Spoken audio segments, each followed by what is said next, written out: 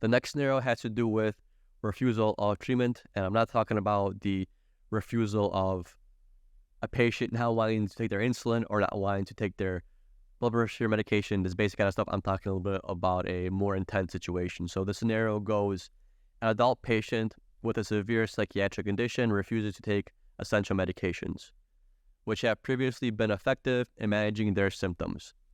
The patient's condition worsens significantly and they pose a danger to themselves and others. The patient's refusal raises ethical concerns as they are unable to make rational decisions in their current state. How can the nurse balance respecting the patient's autonomy with ensuring their safety and well-being? So, I want to say last year, I had a patient that came in with psych issues and they were not taking their psych medication. And they wanted to leave the hospital, but they were not with it enough to leave the hospital. So what we did was we tried to delay them from leaving, ask them why they want to leave, trying to explain the benefits and negatives of them staying, the negatives of them leaving, that kind of stuff. And that works for a little bit, but it's not going to make them stay for a couple of days. You might have them stay overnight, discuss it in the morning, just rest, so on and so forth.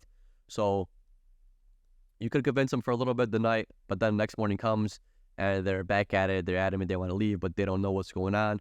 They're having some psychological outbreak. They don't know what's going on. They're being incoherent. My thing is, if they can make their decision on a educated decision of where they sign themselves out AMA, and we could say they're doing it with them understanding, because some people are going to be stubborn and they're not going to care. They just want to leave AMA. Let them leave AMA. Sometimes people that seek drugs leave AMA.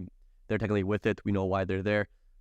Just let them leave. So if the patient is there and understands, even though we know nothing good is going to come out of them leaving, they're humans. They can make their own decisions, and you have to respect their decision. So if they're able to coherently decide to leave, let them leave AMA. But now if they're posing a danger to the staff, which means they're shouting, they're throwing things, they're pushing nurses, that causes for some IV or IM Haldol, right?